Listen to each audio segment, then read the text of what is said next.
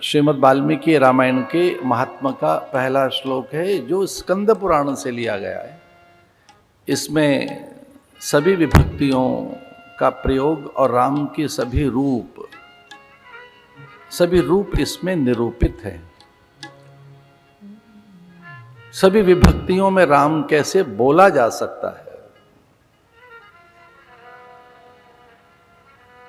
रामेण प्रतिहन्यते कलिमलम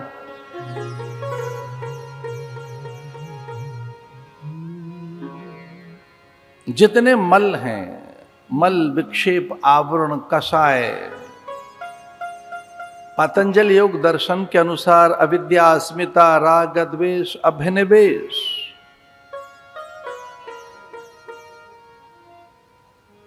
वेदांत के अनुसार अविद्या आदि अथवा तो माया का जो प्रभाव है उसकी निवृत्ति। राम में त्वमेवाश्रयः। अगर हम सत्य के शरणागत हैं, सत्यनिष्ठ हैं, तब ये सहज सिद्ध होता है।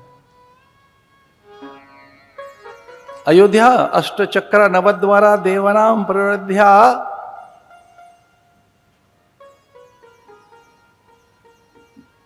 पार्वती कहती हैं राम के जन्म की कथा सुनाइए। और वाल्मीकि रामायण में अयोध्या का अद्भुत वर्णन है। जो न जीती जा सके उसे अयोध्या कहते हैं। अष्टचक्र नवद्वारा देवानाम प्रवृद्ध्या,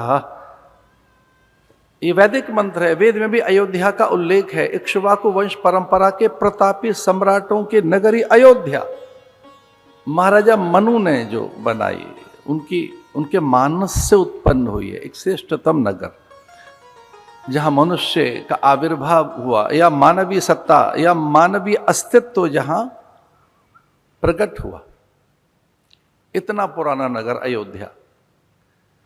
कवि सुदुम्न सरयाति नभग नाभग अम्बरीश की अयोध्या, दिलीप अंशुमान भागीरथ की अयोध्या, हरिश्चंद्र की अयोध्या, खटवांग दीर्घदमा दीर्घबाहु रघु की अयोध्या, उनके पुत्र अज की अयोध्या कि अज का स्मरण करते यम वरुण कुबेर आदि शीश झुकाते थे। रघु का स्मरण करते ही सभी देवगण धन्य अनुभव करते थे। दिलीप अंशुमान भागीरथ का स्मरण करते ही इंद्र आदि स्वयं को धन्य अनुभव करते थे।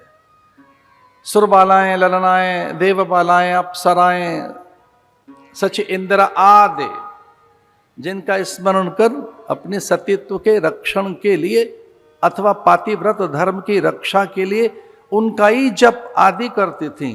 ऐसे सामान्य वे पुरुष नहीं थे। अज के भी पुत्र दशरथ सामान्य नहीं। लगभग 17 बार स्वर्ग को अभिरक्षित जिन्होंने किया, वो चतुर्ंगणी सेना लेकर अंबर में उड़ गए हों संकल्प बल से।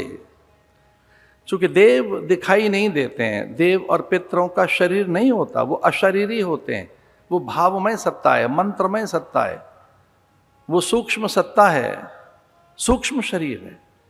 जैसे आपका भी एक सूक्ष्म शरीर है, एक स्थूल, उसके बाद भी एक और शरीर है कारण, और एक और भी भीतर शरीर है महाकारण, जो आप स्वयं हैं।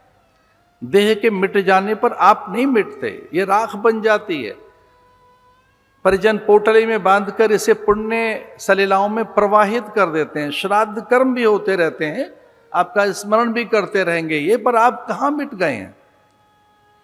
वैसी ही वो अयोध्या कि सूक्ष्म शरीर धारण कर और वह देव बल की, देवताओं की रक्षा के लिए एक मानवीय बल, अपना बल वहां प्रकट करते थे। दशरथ कभी किसी अन्य आसन पर नहीं बैठे स्वर्ग में। इंद्र उन्हें प्रणाम करते और अपने ही आसन पर बैठाते थे। इंद्र के साथ ही दशरथ बैठते थे। सची और इंदिरा या इंद्राणी कैकई को देखकर शीश झुकाती। और उस समय सिंहासन खाली कर देती, अनुचरी की भांति नीचे बैठ जाती कि माता कैकेयी का आगमन हुआ है, जिनके संकल्प बल से अनेक सृष्टि की रचना की जा सकती है, एक नहीं अनेक सृष्टियां। सामान्य पुरुष नहीं थे वो मन वचन कर्म से कभी किसी को व्यथित नहीं करते थे। वो महात्मा थे, वो धर्मज्ञ थे, आत्मज्ञ थे। अयोध्या में भी मनोज्ञ प्राणी थे। बुध मनो गया, जो भागवत में आता है, वल्गुवा कया, बुध मनो गया। वो सामान्य प्राणी नहीं थे अयोध्या वाले। बुध मनोज्ञा, जो गोपियों के लिए कहा गया है कि बुद्ध थी वो, बुद्ध मनोज्ञा। जो बुद्ध पुरुष हैं अथवा जो सत्पुरुष होते हैं, ज्ञानी पुरुष, दूसरे का मन पढ़ लेते हैं, उसके मन का संकल्प जान लेते हैं, वैसा ही व्यवहार करते हैं। फिर ऐसे मनोज्ञ, आत्मज्ञ, धर्मज्ञ, वे सब के सब ब्रह्मज्ञानी थे, सामान्य पुरुष नहीं थे भाई।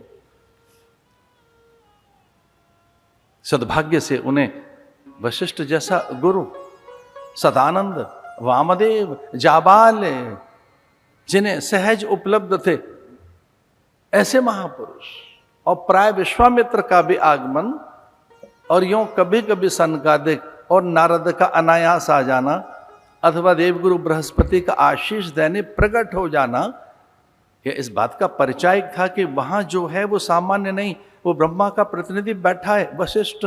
उनके दर्शन करने देवसत्ता धरती पर उतरती थी, वो सामान्य पुरुष नहीं।